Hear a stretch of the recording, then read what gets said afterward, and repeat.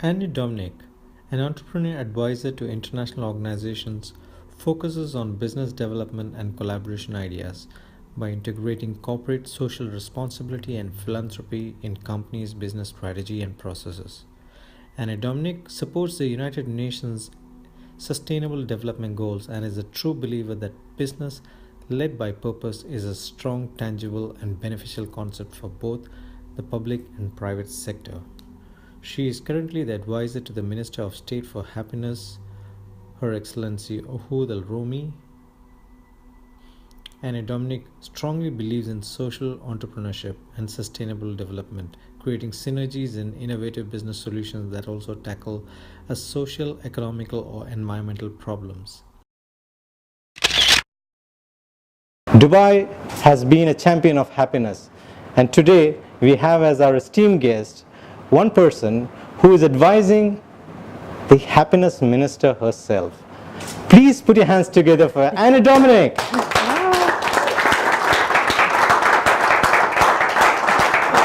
Thank you. Thank you. Thank you. Good evening. Good evening. How are you? Very good. Thank You're you not nervous for at all? for this happy introduction. Thank you. Thank you for accepting the invitation. Thank you. Yes, there is one shot which we do with the socks, right? All right, we'll do it later. So tell us about yourself, because briefly to understand what brought you to Dubai in the first place. So I came to Dubai for three very specific reasons. One was geographic. I think it's a fantastic hub between the east and the west, and geographically it makes a lot of sense. Even the birds show it. And the second reason was, I think it's there's a very positive environment. To someone's point, like was mentioning, there's a very positive vibe. About Dubai? Yes, I think people are, there is a possibility to bring some of your dreams further. I think I often say like the New York, New York of the Middle East, yeah. And New York a few years or so ago. So now Dubai is the new place where you can make some of your dreams happen. You were in New York before, right? Yeah, in 2000. What would you compare about New York with Dubai? I think, just the platform and giving the right platform and the right tools for people to try, whether it's a new venture or a new job, to try something out and make something happen. Okay. So I think this is it's also a perfect, melting pot, and the pluralism and multicultural aspect, I think, is very key. Okay. You have 200 nationalities. Yeah. So what better place, so that being able to touch or meet everyone that this world is made of. So I think that's a great asset. And but you came to Dubai for something else, right? And then you ended up doing something else now. No, I came for Dubai to start my company. You came to start your company? So I started my own company, which is called Synergies. Yes, but before you decided to move to Dubai to start your company, what made you to choose Dubai? Again, is it because of the It was hub? The geographic reason, because I worked a lot with India also, Hong Kong, and then I worked a lot with Switzerland. And you had been here before? And I had been here before, yeah. So you love that, okay. I love the place. I think it's a strategically really great place. And then you can also, with all the different free zones opportunity, you can start a business. So what is the company about, AD? So my company, Ad Synergies, is creating synergies between people. I think it's, as the word says, is if you do things together, you are more lucky to have a greater success. Okay. And you're stronger together than alone. And in the business environment, it means one person have a good knowledge, a good network or knowledge of the different dynamic. It can be a lot of cross-marketing, and so exchange of your know-how and knowledge and network within industries and within different type of company is a big, I think, is a strength. So how does that synergy help with that? So if you create synergies, you can have a better impact. Yeah. Also financially, you have a greater financial power. Often what we do, we bridge companies, so commercial companies, with charity and organization, more like philanthropic organization, because they need the financial support, and companies need to have an impact and not only lead their business to make money, but also to impact somehow a community or environment. So the greater ambition or mission is to hope that one day every company sees the profit or the revenue not like an end goal only, but also a mean to have an impact on the community or on the environment or on the society. The philanthropic companies, philanthropic organizations, they're always looking for companies to give money out? Or so a lot of them are looking for it, but then the problem also is all the CSR or the corporate social responsibility was a panel for very long. So companies would just go into any type of activity, CSR activity, and they would then think, okay, I ticked the box, so now it's okay, I did, my good deeds. And but if it's not linked to your industry, often it's very limited and it's only a panel and mainly for the show or for the image. Luckily today CSR took a very different turn. It became much more a reality. Companies really make it like a must and a reality within their processes, from whether where they get the supply from, or even internally adding purpose towards within your own employees. Then people feel also more happy, more entitled, more empowered. Or it can be also through marketing and communication or branding. You can give and pass some very important message about some burdens, the biggest of the society, like some of the society's burden and biggest challenges. So what are the challenges you faced in Dubai? Like as a company or? First as a company, at Synergies. I think it's not also only Dubai. I think challenges are the same everywhere because it comes down to feelings and people. Some people would, say there is financial challenges and there is like human or more intangible. So I don't know which one you mean. You tell me which one. So for us, what we believe is if you solve the human challenges and relationship, automatically you will impact also the work environment. Yes. So it starts with yourself. I think I was very happy to hear in the room, even most of you had like a habit that they would do and they would practice. I think it's somehow a kind of mindfulness like habit. True. Yes. It's being mindful, and everyone has its own. And then knowing why you wake up and making yourself happy is the most important, because happiness is a choice. As you were saying, you have to make that choice. Then you can impact the people who work with you, your family. Obviously you have to have the right environment and framework, so government, everyone has to help also. But it is a choice, and it's not related to money or any material goods, luckily. Yes. Or not anymore. Who is your favorite tennis player? This is why. No, he wants to ask me something. I'm like, why he's not just.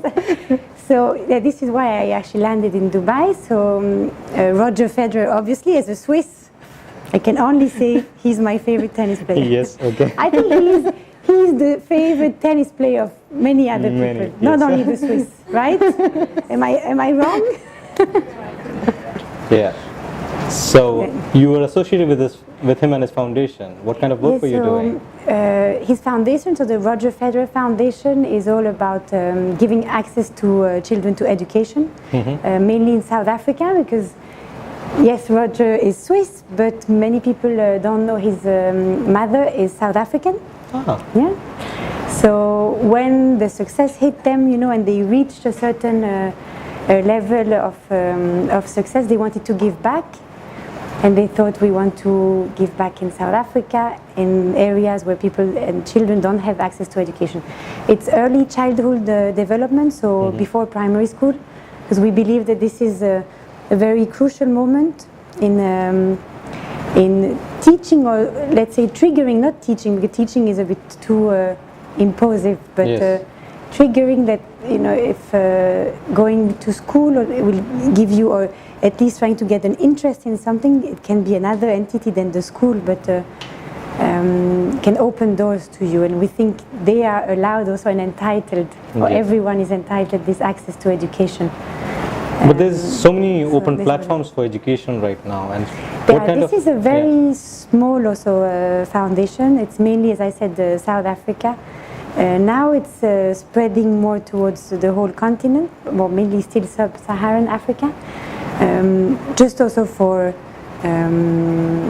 they had. I think there are some videos of him playing football and everything, right? No, it's, for his priority number 1 is tennis, priority number 2 is tennis, and number 3 is tennis. Okay. So obviously the foundation takes a bigger place, but if you want to do something, you want to do it right, so it's also better to do small and in a very focused and targeted way, and then to spread. So maybe it will be also future music, and a big part of his future music, but... is he planning to retire? No. No idea. He said, and very honestly, I don't know. Okay. Because this is his. Personally, he would have to answer, and he would have to be. So I don't want to answer for anyone. Yeah, it'll get on YouTube and it'll go viral. You know what you say? No, and also these are personal things, and I don't know enough, Definitely. and I don't know to be able to answer. But do what you do, and you don't do it for ranking or for the money. Yeah. So as long as driven by the passion.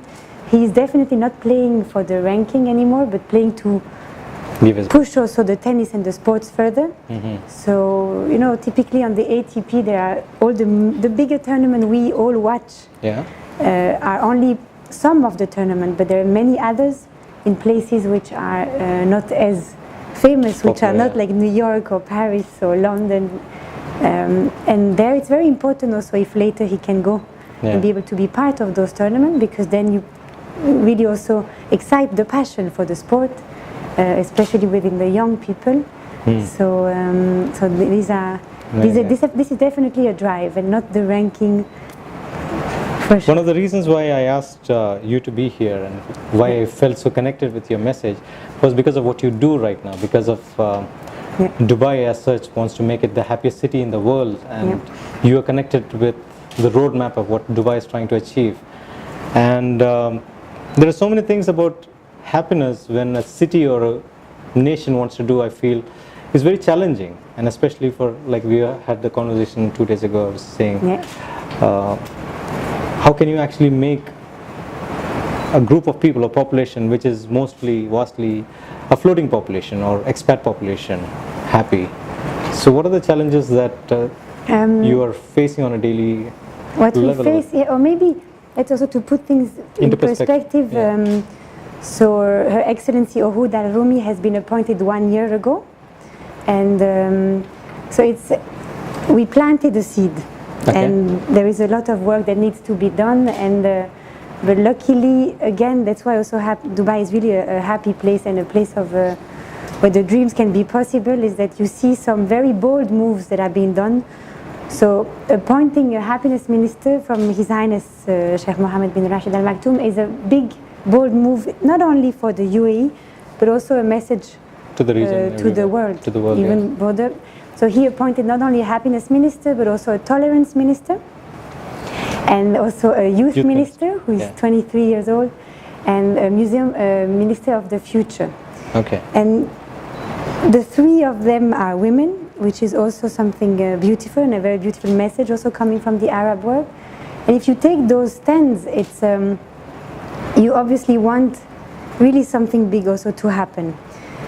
What is important, it shows that they want government to understand that the vitality of nations should not be only assessed by GDP or economical aspect anymore, but also on emotional aspect, because tolerance, happiness, and youth also, I mean, the young population is really driven by, emotions also. Luckily, like the kids, they are the best ambassadors because they're very spontaneous and true, which sometimes we forget to be, or we become more cautious, and we will answer or react more towards what we are expected to, how we are expected to react, what we are expected to answer. So just the intangible aspects and the emotions are very important, and they play a big role in the society. For many years, people would not speak about emotions because it was not allowed, or you would seem like a person who is weak, or it was just taboo subject. And people, especially companies also, the way maybe, and it's not a criticism again, it was just the world was driven also. It was a whole era where it was more economically driven. And we believe there is an era now where we can drive the economics and the politics even by emotion and thanks to emotion. So if you're more aware of the emotions, you can get a better understanding also of the people, and like a domino effect, it will impact the work environment and even your government and the political tensions often as well. Okay. So the mission is really It's very vast. but it's showing that the vitality of a nation is not only assessed by numbers. So how many people, how many advisors you have? We're only a team of 6 people within like the happiness team, but we work within the Prime Minister office, so there is a lot of people. We have almost 400 people also working on hand in hand, so it's not only the work, again talking about synergies, it's not the work only of one person or one team or one company. It's everyone has to come on the same boat, believe in this mission, and then give the right tools. So we work on 3 different pillars. The first one is the government level. We obviously place as a must that government play a big role through policies, regulation. The framework that you put in place is very important. So whether it's health, education, trust in your government, infrastructure, all this will obviously play a big role. And through the World Government Summit, I don't know if people are aware of, but we have the World Government Summit taking place every February, and a lot of government and leaders meet. So we take this opportunity to have a lot of discussion and roundtables to really put everyone on the same boat. Luckily, there is a great momentum also. The happiness minister, she's the first one worldwide, but there is a lot of countries, especially Scandinavian countries, who are very sensitive to the topic. Bhutan is doing a lot towards happiness. They have a happiness index. So again, it's working together. It's not only one, government or person or entity who has a great idea. It's then going and exchanging with others. And how do you make it? Yeah. Where did you see some success? So what areas do you focus on at work? So government is the first pillar. The second is at work. So at work, we say this is where we spend most of our time, more than with your own family. Yes. So it's very important that people feel happy at work. Today also, unfortunately, like a big majority of people, they would go to work and they see it as a 9 to 5 or 9 to 6 or 9 to midnight, who knows? And they say, okay, I have to do it because this is how I will pay my salary, but they come back and they were not really inspired. So no one wins, not the individual, because it causes a lot of loneliness, depression, which depression is going to be the biggest burden worldwide, soon. So, and for the company also, they don't win down the line because it's not, your employees are not efficient. So down the line also it doesn't boost your revenue. Yeah. So we think that the work environment is crucial. You should put in place a happy and positive environment. So we have a program which is called the Chief Happiness Officers. Maybe I don't know if some of you heard about it. But, some companies have it, I know, yeah. Yeah, so there is also even the customer service centers. Yeah. We wanted them to change, but not only the words, but also the whole, welcome and the whole processes. So not customer service, but happiness service centers. Okay. So to come back to the Chief Happiness Officers, this is a program. We work closely with the UC Berkeley, and so every initiative we work on also we align with very precise science and research. Because again, yes, it's something intangible, because happiness is emotions, and also it can be called happiness, well-being. In the end, it all comes back to the state of the human being. So we actually think that it's important to create happy environment. These chief happiness officers should be one person that is identified within your company, like being a motivator or happy, soul, and he should then motivate also the whole department or people around him. So we work with UC Berkeley on this because there is a lot of science. There is a lot of around positivity, around mindfulness, around like, for example, positivity at work. We have Martin Seligman, we have Sean Aker, we have unbelievable researchers that worked for years on those aspects and can really prove and make the intangible tangible and say, if you actually create a happier environment, people will work better and will feel more fulfilled. What do you do at the office? I mean, your daily, your personal program. Yeah, your personal and work. And we have people who we come, we interview people and we try and identify who can be those chief happiness officers. Then we make sure, so we create also, it's a very important point actually, we need to create measurement, KPIs. How can we then really prove that this initiative was successful and had a positive impact? So we need to also create the right tools that can measure this. That's true. Also because worldwide people will ask, how can you really account for making this improvement? When I look at Dubai as a city, because we focus only on Dubai, right? It's not focused on the other Emirates, no, is it? All the other Emirates. UAE. It's all the UAE? All right. So this happiness minister is for UAE? It's for UAE, yeah. Not just for... no, it's a federal, it's at a federal level. I think other states need to be more happier, but Dubai per se is quite happy, I think. I mean, UAE in general... You would be surprised because some people would think, but even everyone in the room said it, what makes them happy, it's often time with their families. Or, an employer being happy, telling you, well done, good work. So it's not necessarily the number of restaurants or entertainment that brings you the happiness. No, I meant there's no crime. The crime is very less over here compared to other countries. So I thought you were comparing the UAE's... No, I mean in general... the different Emirates. No, I mean in general, when you compare to other countries in the world, infrastructure is amazing, crime rates are very low, and they have wage protection systems over here. So the security kind of level everything is done. Very high. The security level is very high. So I know you're taking the bar from here to even more higher. I don't understand the question. No, there's no question. I was just reflecting. I agree. I was just reflecting. In Dubai, there's... we believe, and this is one of the topics, also we have 22 topics which we want to cover, and safety and security is a big topic, and how happiness is actually a great power to all the departments within the government, because obviously even within the government there is a lot of people we need to bring also on board still. We want to actually show that if every department adopts a happier culture, not only the department will be more efficient, but even it will impact their budget, which is everyone always, budget is always a very sensitive topic. Talking about money. So it does impact. Yeah, but you want to make Dubai a happier city, right? And you're going to start VAT. How will people be?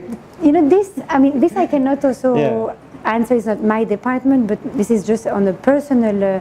I think all those new regulations is also to bring objectivity in the dynamic. Also, Dubai has been maybe a place, where certain things are still possible, were still possible. You also want to create, to your point, a lot of people leave or are here not, as often. You want to create a real dynamic. Also, the insurance you need to pay for, every company needs to pay insurance for their employees. Yes. Obviously, when you own a company, this was maybe, one would think it's not a good news. But if you look, when you take a step back, it's actually the beginning of a social system. Everywhere else in the world it does exist. And this will also make the people and the nation more comfortable. They know they have a security. I agree. So everyone often comes with these stereotypes also about, especially like the UAE, and why some people move maybe here. So the tax or whatever you have to pay for is often an argument.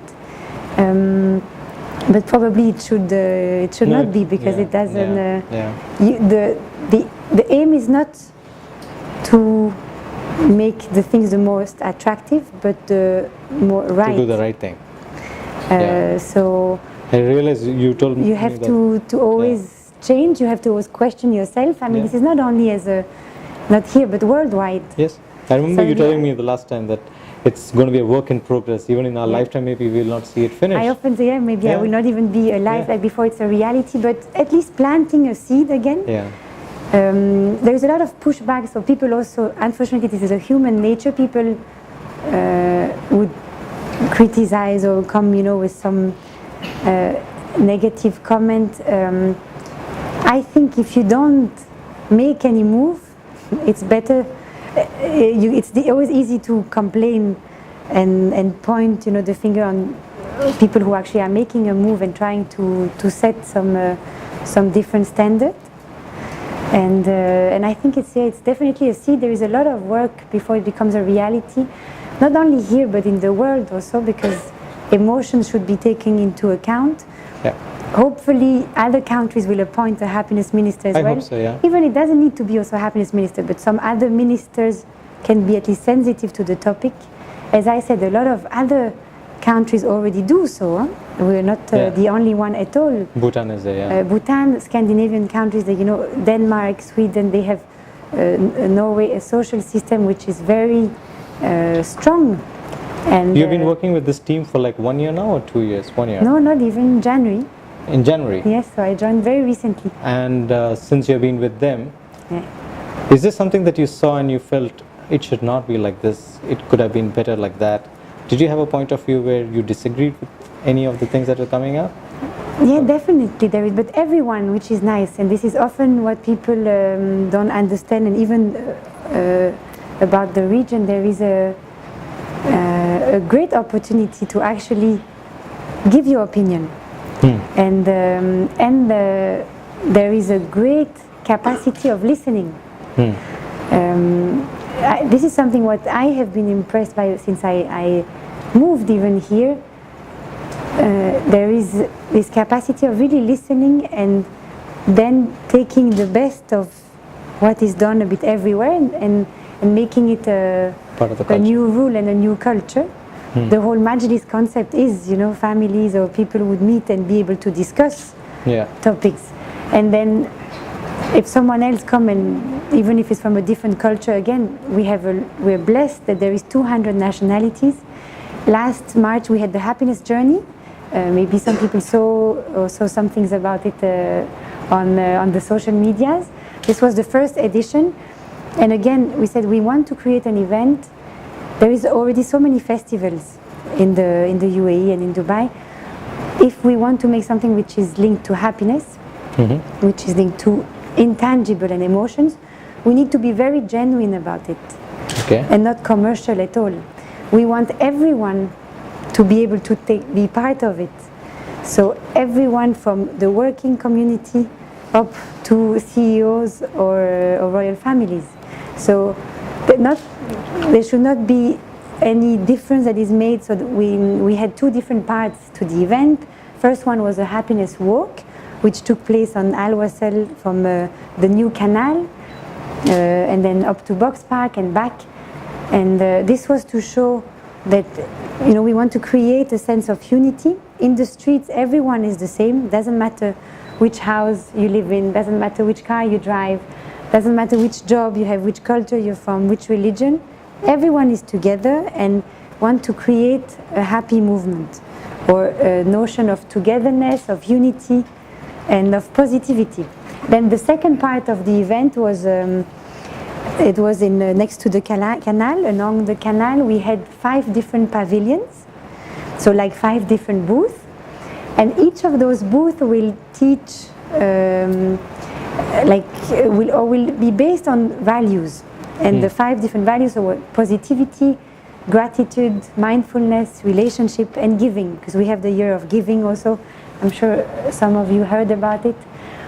And because we said we don't want to just bring some jumping castle or swings or entertainment, and the next day you bring the stage down and then everyone goes back to their normal life. If we want to come and really come up with a happiness concept event, we need to foster some habits that people can bring back home, and they can then give back in their homes to their children, their families, or at work also. So typically, whether it was the gratitude book, holding a self-gratitude journal, which seems, again, trivial, so it will take time, that's why, because not everyone is necessarily, convinced by it, but I'd like to how ask you hold the gratitude journal also. The gratitude journal or doing the shows at the canal, they're all targeted at a middle class or upper middle class. What are we doing for the lowest strata? Laborers and things like that. What are the things workers, everyone was welcomed as well, and we had a lot of, we were actually very happy to see that the Filipino, Sri Lankan, Indian community was very much represented and took part also. But are you going there into their areas? So again, there is a lot of work that needs to be done, and it's the beginning, but yes, Her Excellency went to, I don't know, I hope, no. But I think it's beautiful to say, she went in a labor camp, and there is different labor camps also, the ones that are run by the government or by private companies as well.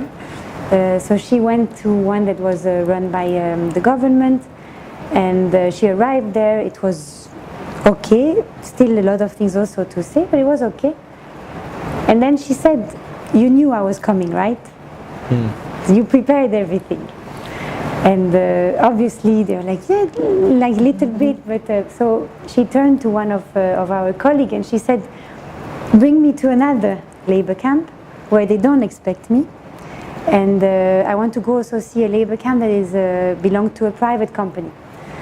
So she did so, and then she was saying, she said she came back, she couldn't eat, she was moved properly for 2 days. She was so touched, and then luckily through these type of moves, she said we have to see how the government can put minimum standard, but also on private companies, because I mean, again, it's not only the government who is to blame for. Some companies have also, we have a responsibility on how we are towards the waiter that bring you a plate.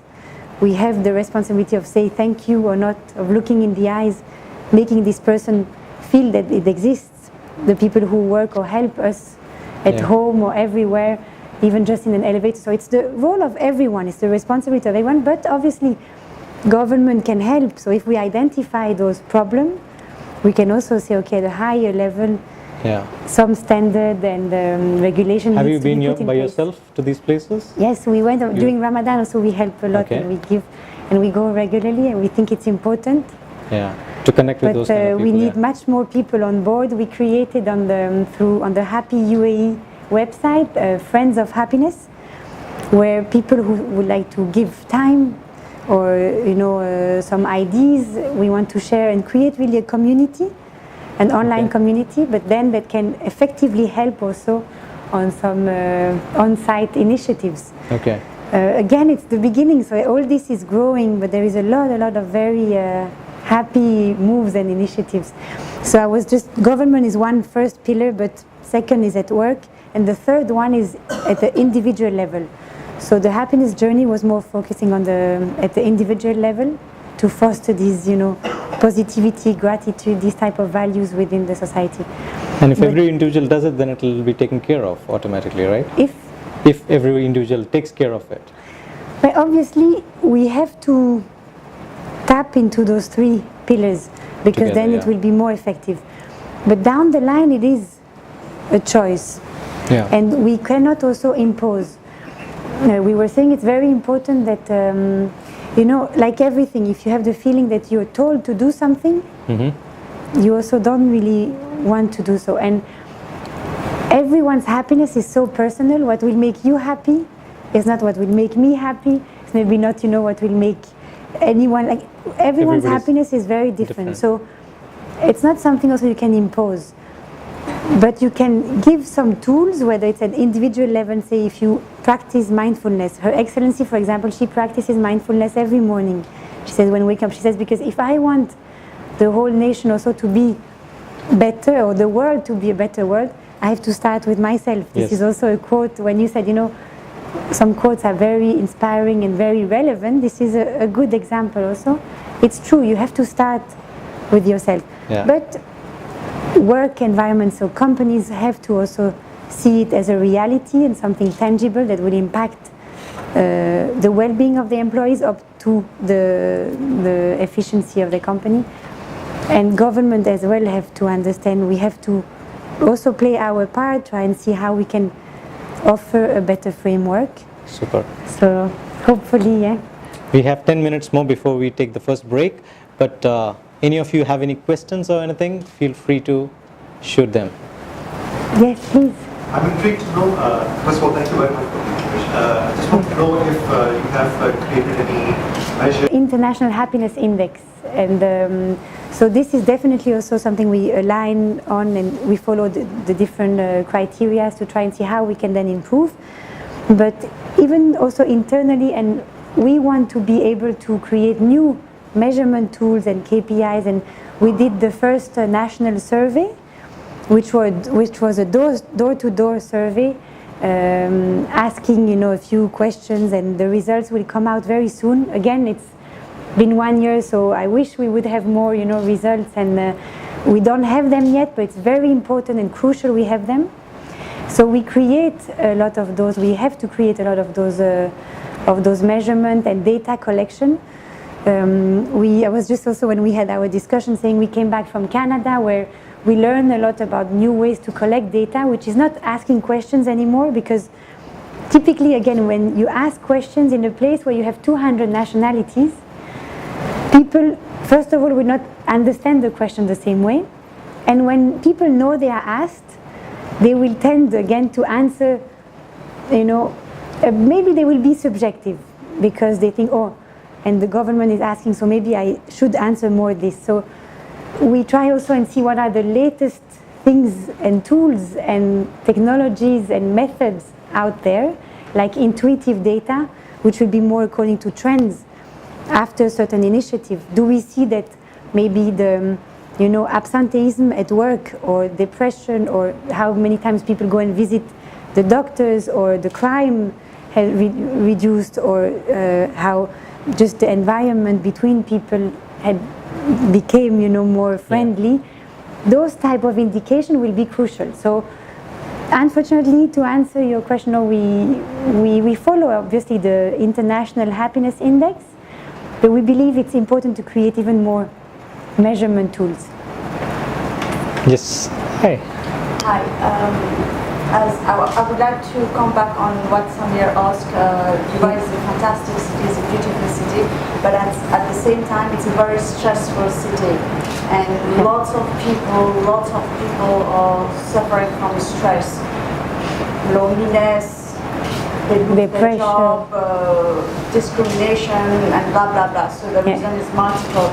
So I would like to hear more about the survey once the report is out, because I don't know when the survey has been done, but then it should be a consistent basis, because people change, people move, and we should keep an eye focus on the survey. And the track, very true. And the second thing, I strongly believe that I'm responsible for my happiness and no one else. And to reach the whole Dubai community is really a great challenge, because we have people from different social demographic, coming from different parts of the world, different social class, different economic class. So we need to have different approach to reach different level of people, because maybe, as you mentioned, what makes you happy doesn't make me happy, and I'm responsible for my own happiness, but the environment around me is responsible as well. The place where I'm working, the people I'm interacting, my friends, the larger society, the government. So it's a whole, I think it's a whole integrated approach that we need to tap on. I know it's a long journey, but it's the start, which I really applaud, but we have a lot to talk, and I really want our voice to reach the person who is responsible on top. No, I think it's beautiful questions, and as you say, depression, loneliness, and stress, the luck, to use positive word, is that it's not only a Dubai or UAE, it's a world problem. The stress, always having to deliver more, the lack of relationship between the people, and even also to the virtual life we live in through the social media. So depression, loneliness is not only Dubai, UAE, it's a world situation. Yeah. So the good thing is that because it's a world situation, you can create a worldwide movement, and there is a great momentum to show. That's why also we work at the government level, and we meet with other countries as well to say, you know, this is a big need, an important aspect. And then to answer your question, yes, the surveys has to be monitored, and they have to be ongoing, and they have to be not always the same, but we have to also questions from this is why we talk about intuitive data, or trying to know what are the best ways of measurements now. So it's not only going with whatever was just done. And to your point, 200 nationalities, so many different ways of interpreting happiness. That's also why we work on these 3 different pillars, because at least at work, if we can impact positively or foster this, notion of creating a happier environment in some companies, at least we touch some people. Then at the government, obviously also, if they can come with the right regulations, again, we will also impact someone else or another group of people. And at the individual level is, as you said, so you would be a great ambassador, and we love actually hearing people say it's my own choice, because often it's not again a fault, but it's the way life works. We always think, we expect things to come from someone else, or it's always someone or something else's fault. It's not. Yeah. So, the government should do this, or this person should do that, because the human nature is also more, you think more of, I didn't do that, I still need to do this, or this person said this, but we don't celebrate often the positive. So like saying, instead of, okay, what did I didn't do, okay, I did this already. And this is, for example, the gratitude journal, or these type of things. It's celebrating also the good and not only highlighting what is bad. So it's big trends that it will take lots of efforts to make it a reality, but fostering those habits at the individual level, again, you can reach some people, and this has no barrier whether you earn a lot of money or not, which culture you're from. These are type of activities and habits you can have in your life, and that impacts then your well-being and your happiness. But there is a lot. Happiness is connected to contentment, right? I mean, if you're content, then everything is solved. Happiness it's a hormone also that you create. Some people, for example, we also believe even a simple moment of joy, even if it's linked also to something materialistic, it's also okay. Again, we cannot also put too many guidelines or want to impose too many things, because otherwise we alienate also people. For example, if you don't feel very happy, or if you're not in a happy place, or in a period of your life where there is a lot of challenge, if you hear only about happy people, and you hear that there is a booth that will teach you about positivity and gratitude, then I promise you don't want to go, actually. So we don't also want to alienate. It's very important to show that who am I, or who is anyone to say, if you do this, you will for sure make more happy. No, but you give a few tools, and then you choose. This speaks to me. This I feel comfortable with, or I saw it made a difference on me. Some other practice, maybe they will, some people don't adhere or are sensitive to at all. So we need to just try a few things out, show that there is not only one recipe, one magic recipe, but also show that there is a lot of science, relationships. I'm sure everyone saw last year Professor Robert Waldinger from Harvard. He did the longest study on human happiness, which took 75 years, and they were assessing. He's 75. No, the study. How old is he? He's actually maybe 60 or something. Okay. But Harvard did this study, so there was always a lot of professors and a lot of people involved. They followed for 75 years, people, Harvard fellows, so whose parents went to Harvard, grandparents went to Harvard, and then also children from suburbs, and they wanted to monitor what made them happy. During 75 years they had this study going on. Obviously some people became president, CEOs of big companies. Some people were out and, of job, in and out, struggling, finding something. Some people died, went through depression. There was every scenario. But the outcome, and what was fantastic to see, is that what made those people happy was not getting this new car, this new job. It was relationship. They all came back, whatever they did, and wherever they came from, and whichever achievement they were managed to have during their life. What they remember being the most, what boosted their happiness the most, was relationships. So obviously your closer circle, your direct family, but as well people that you meet in a room, people you meet who will become like a mentor and will make you, discover a new yoga practice, a new book, a new field, which maybe then becomes a new opportunity for you. It can be many different type of relationship, but it's important to create like these people to people contact. I know we're running out of time, so there is so much more to say. Yes, definitely, it's a huge topic. It's such a beautiful and meaningful topic. Yes, and I always think, when I think about happiness, or when you try to fix any problem, when we try to look at the smallest form of it, which is like the house. And if we try to look at that as a model and then say, what are the challenges that Dubai is facing, if we looked at it as faced in a house, how the parents would create the framework so that the children would be happy. And if we are looking at that as a context, then what happens is, then we realize what are the challenges in every house. There's no book which says, this is exactly how you have to do parenting. Every house is different. God knows unique. How many parents wish there would be again the magic recipe, but no. But there is no magic recipe, or there is no one way of doing things. There's always many ways of doing things, and we figure it out as we go along, which is the best suited for the context that they are living in. And what Dubai is doing right now is putting all those frameworks, and even by putting a happiness minister, I think it's creating a sense of mindfulness, that this is important for the society that we live in. You're right, that it exists at least, and it's important to show.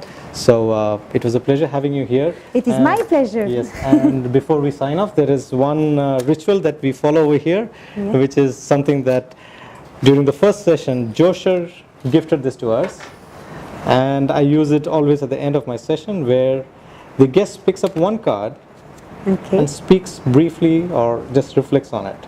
So you just pick up one card. What the card says over here is, it takes just one insight to change your business forever. And I say it takes just one insight for you to change your life forever, So you can have one insight, and that's enough for you to shift your complete life and how you do things. So what is it going to be for you? Confidence comes from clarity. I have to. Do you want to reflect on it, or? No, we can. I think clarity, this is why I was saying, making the intangible tangible. Even if some things are intangible and linked to emotions, it's important to bring some clarity. And this is also the work we want to do, bring some clarity within the society, that there are always solutions and that there are ways to do things. The clarity, it becomes a bit then a path also. And more clear vision. Whether it's clarity or solutions, I think it's a bit the same. So awesome.